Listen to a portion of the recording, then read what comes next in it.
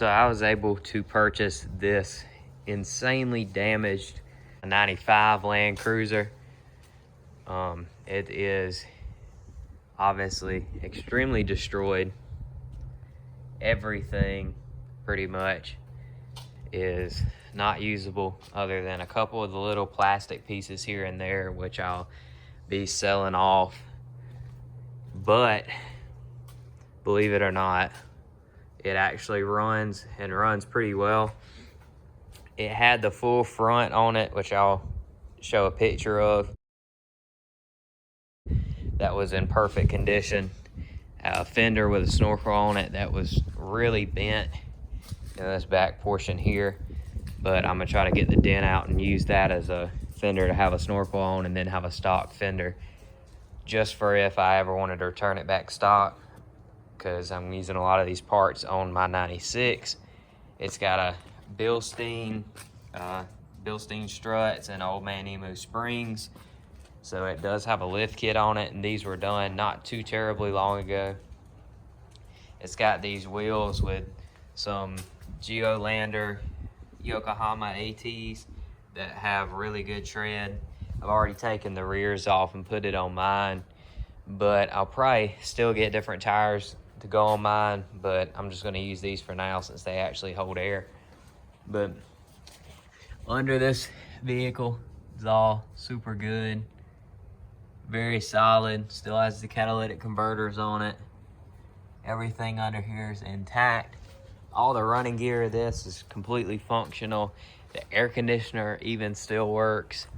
But what happened was the transmission does not have reverse. So it was at the shop and it was mistaken for, I believe this is the story, it was mistaken for an Explorer by the scrapper and picked up with the claw, and the rest is history. Basically, this was a 100% like straight, nice Land Cruiser with decent interior, and all that was wrong was the reverse, and it was mistaken and crushed, and this is how it ended up, I guess.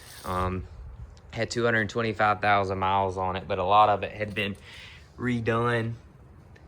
Most of the stuff you can't see. The paint really wasn't that bad. I mean, it had the normal fading and everything like they usually do, but I mean, back here you can see all the pollen's on it, but you can see the paint's not really that terrible, or it wouldn't have been. It had tube bumpers and everything, which I haven't actually gotten yet, but yeah, I'm just gonna part out everything that I can that's still decent that I don't want. I'll be keeping the suspension and everything. And we haven't decided what we wanted to do with the rest of the truck. I thought about taking the body off and just keeping the rolling chassis with the engine in it, but the body does protect the engine and all those components. So I may just leave it on and push it off somewhere and use it for parts along and along, or I may just sell everything that I don't want off to someone who can part out the axles and sell the engine. I haven't really decided what I was going to do with it yet. I mean, even the steering wheel, I don't know if you can tell, is bent. So if you try to drive it, it hits literally everything on the dash. I mean, I guess most of your wiring and stuff is still decent. Center console, front is okay still, but I mean, that back there is all destroyed. The seats were grabbed with the grapple whenever everything else was caved in. The back seats are still good, and they're actually not ripped under the cover, so I'll probably take those off and see if anybody needs those.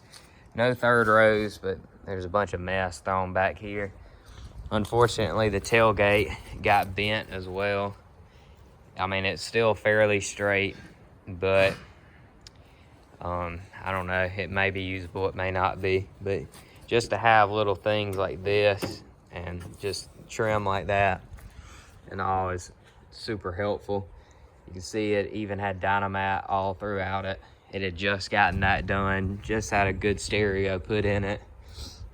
I've already sold a couple things off of it, but I just haven't decided what I actually wanted to do with it.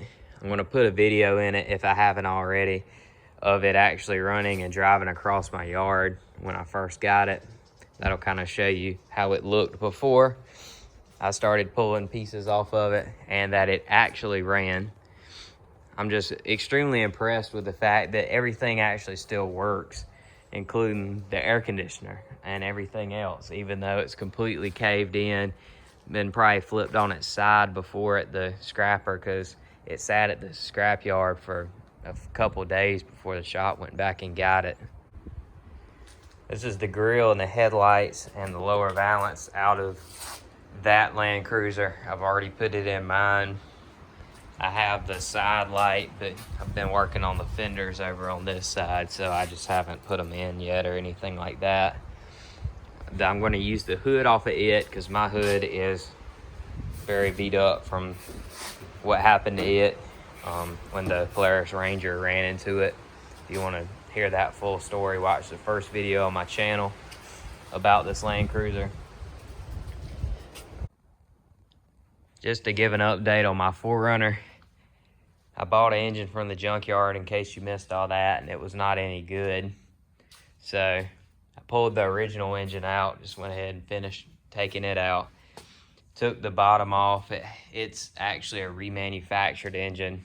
The rod bearings were 25 undersized, and all of my valves, other than a couple, were completely out of adjustment down to where you literally couldn't get the smallest feeler gauge in. This engine, I'm assuming, has 200 and something thousand miles. The vehicle has 287. But like I said, this is a remanufactured engine, and all I can say is it's been in here a long time. I mean, you can tell that it's got many, many miles on it. So we actually ordered a JDM engine, which should be here in the next week or so to go in this truck. I thought about rebuilding this, but with the amount of money that it would take to do this correctly, and it still have 297,000 miles or 287,000 miles on the bottom end, just didn't make sense because I'd spend half on this than what I could get a low mileage JDM engine for. So I guess I'll just keep this around for a rainy day project or something like that and just put the JDM motor into this 4Runner, and hopefully this provides me with many more years of life in the future, and I can quit focusing on trying to fix everything on it and start enjoying it for what it is and make upgrades to it. I've also been building this KA for my 240 that I've done a lot of work to that I really haven't filmed at all. But it's got all new stuff on the front. Basically anything that could be replaced. I rebuilt the steering rack, repainted the engine bay, and I've completely rebuilt this engine as well back to stock on the block and opened the ring gap up a little bit to hopefully keep from blowing the pistons, because I kept stock pistons because I wanted to do this as cheap as possible and just see if it worked. So I've resprayed the block, rebuilt everything inside the block, new gaskets obviously throughout, repainted my valve cover, and I'm going to put this ISR turbo on it. This is obviously really old because it still has their old name on it that they had to quit using, but all this stuff is going to go in this 240 one day. It's a long project that's not going to be finished probably anytime soon because I'm more focused on my 4Runner, the Land Cruisers, my boat, stuff like that. So this is just something I do when I don't have anything else to do. But if you're new here and made it this far and you want to see how any of these projects turn out in the future, be sure to subscribe so you don't miss anything, and thanks for watching.